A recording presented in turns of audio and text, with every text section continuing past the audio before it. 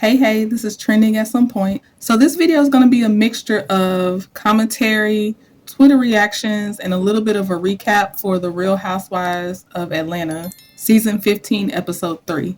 Okay, so we're going to sum up the first scene with Sheree, Marlo, and Sonya with this tweet that says Sheree, Marlo, and Sonya scenes, and it shows Kenan Thompson sleeping in a chair. Yeah, basically. Move on to the next thing. So Marlo talks about Drew and her one glove, and I think tries to call her Michael Jackson. But then in the last scene, Marlo has on one glove, a lacy black glove. So I'm like, why'd you even have to do all that if you also are wearing one glove? Ralph and Drew go rock climbing as a way to bond. Ralph, for some reason, refers to them as Ike and Tina. Horrible joke. And then did y'all see that he tweeted? I have the screenshot up. It says, sometimes you have to put yourself in timeout. Mama, I'm sorry.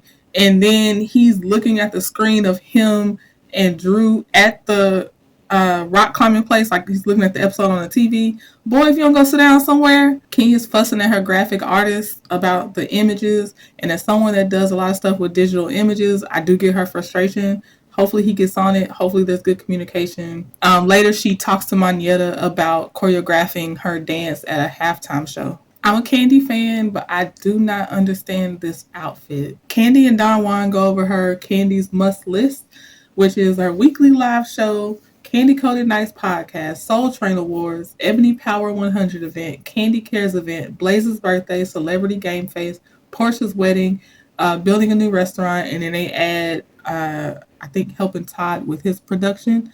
And DonJuan does give her actually really good advice. He says, basically pour into Todd with as much energy as he pours into you when y'all are working on your project. And they show flashbacks of her opening night for Piano Player, I think it's called. Then Kandi, DonJuan, and Monyetta sit down and talk about what Mama Joyce said about Todd at BravoCon. And then later we find out that Kandi did not tell Todd her mom said that. Kayla, Todd's daughter, ended up telling Todd that his mom said that. Side note, do y'all know what Candi's working on with this makeup? Because I don't actually know, and I'm a little curious. Candiace from Real Housewives of Potomac calls Drew and asks her to do a song with her. I'm starting to wonder, does everybody have a chef on this episode or on this season? Because now they're showing a chef that Drew has, and of course, last episode Sheree had a chef, and she had that same chef this episode too. So Courtney comes by with her ex Bryce, who we learn is the same Bryce from the group Groove Theory, and he's been in a couple of movies as well.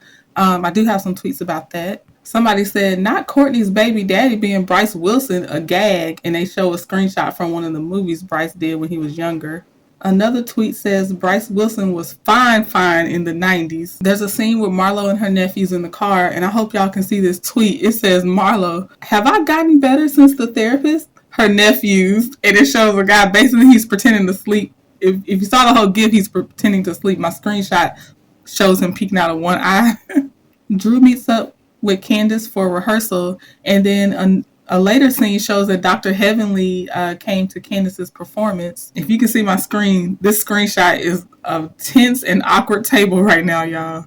Candiace comes out and performs some of her songs, and then she brings Drew on to perform a song. Sonya says she thinks she did her 400-meter race for longer than Drew was up on stage to sing, and then production brings up a time stamp that proves her right, actually. This tweet says, the ladies wasted literally 0 minutes before dragging Drew's performance, and it shows them in their confessional when they started talking about the performance. Oh, woo, woo, woo. Quick note, I will say, though, they did sound good harmonizing together, and I know that was live, and they didn't practice a lot, so they actually do have potential to sound really good together. They meet up in some area after Drew's performance. They tell Drew to her face they thought it was super short. They actually would have loved to hear more, so that's nice. Someone brings up the whole thing. Oh, Sonya brings up the thing about what Courtney said about Kandi bringing in hood and ghetto people, but then she tries to clean it up with the I have black friends basically speech, because she's like, I come from the hood. My whole family's hood.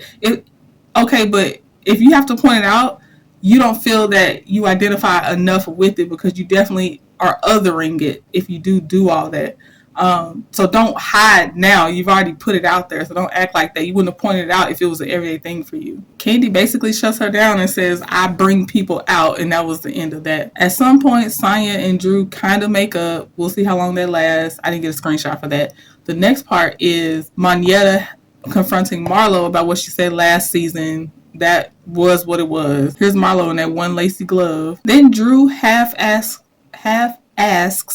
Kandi about the incident, which was the shooting with Kandi's nephew, and Kandi doesn't want to talk about it on camera.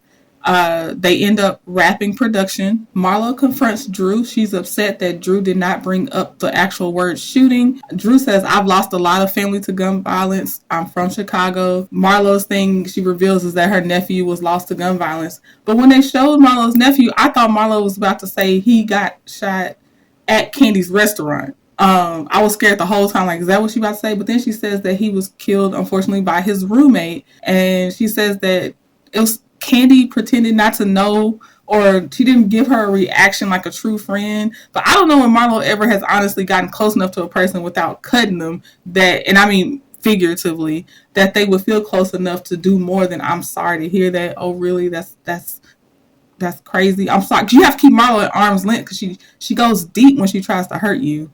So Marlo doesn't think Drew is taking her seriously enough. She builds up emotionally. She goes off on Drew and leaves Drew looking like this. And I think most of us are Drew. Another tweet by the Peach Report says, this escalated quickly. And then another person had Drew's face, and like at the last scene when she looked shocked and said, all of us at the end of this episode confused at what had just happened. This one says, Drew is a good one because Marlo would have got blessed with those flowers for yelling in my face. And it's got Jocelyn.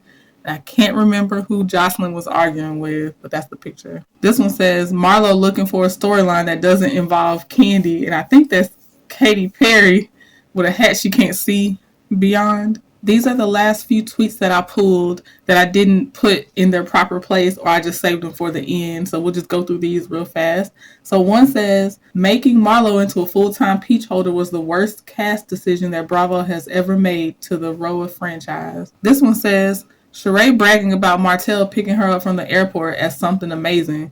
Oh, the bar is low, my friends. This one says, this Courtney girl is so annoying. This one has New York, and it says, I can't believe we have to sit through a whole season with Courtney. And this moment's out of order, but I did like the hoodie. It says she invited me and then she uninvited me. I'm like, okay, that's cute. That's cute. That's all I have for this episode. Let me know what y'all thought about it. I'll talk to y'all later. Bye.